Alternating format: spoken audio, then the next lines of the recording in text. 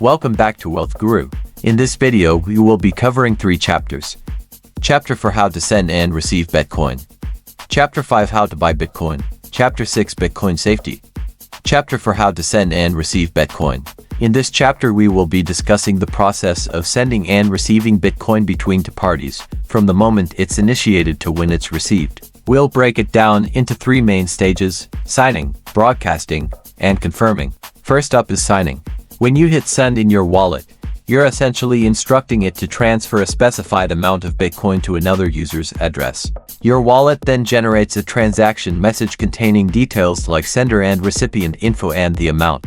It creates a unique digital signature using your private key, ensuring the transaction's authenticity and ownership without exposing your private key. Next is broadcasting. Your wallet shares this transaction message with other computers on the network, called nodes, which verify its legitimacy. Once verified, the transaction enters the mempool, a holding area for pending transactions on various nodes. Now, onto confirmation.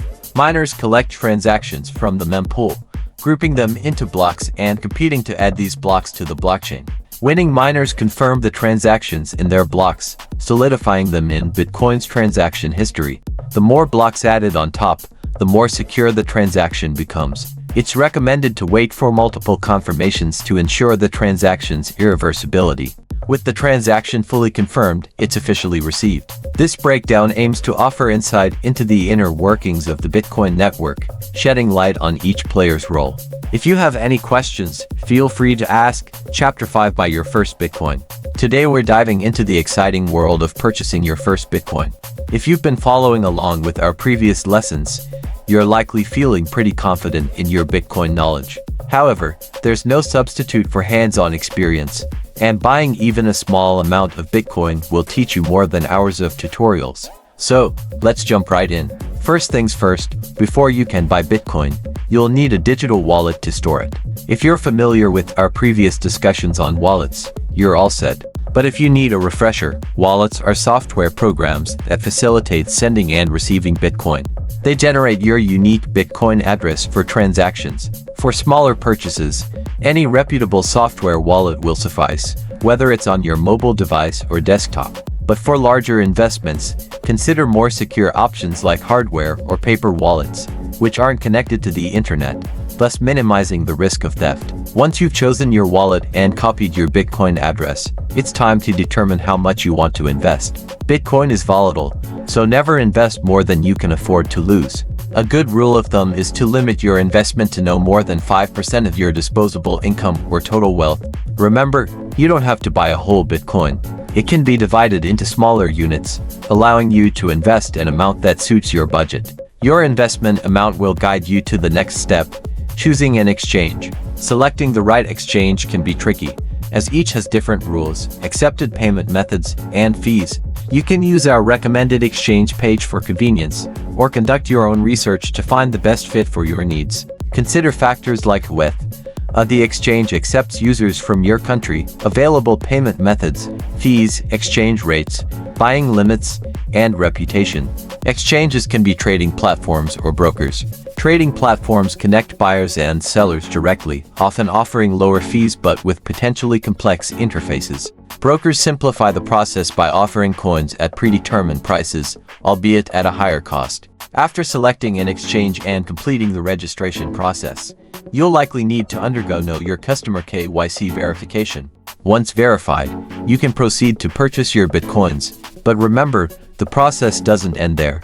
To secure your investment, transfer your Bitcoins from the exchange to your personal wallet. Keeping your Bitcoins on an exchange poses the risk of loss in case of insolvency or hacking. Additionally, consider alternative methods like Bitcoin ATMs for more anonymity, or buying from individuals, but exercise caution and verify identities to avoid scams. Once your Bitcoins are safely in your wallet, congratulations! You've successfully purchased your first Bitcoin. If you need further assistance, check out the resources provided or reach out to us for help. Good luck on your Bitcoin journey. Chapter 6, Bitcoin safety. Today, we're talking about how to keep your Bitcoin safe. Over the years, some people have lost, had stolen, or been scammed out of their Bitcoins. But fear not, we're going to teach you how to be a Bitcoin safety pro so you can avoid these pitfalls. First things first, is Bitcoin safe? Absolutely. Despite some scary stories, Bitcoin itself is super secure. The real weak spot is usually the people who handle it.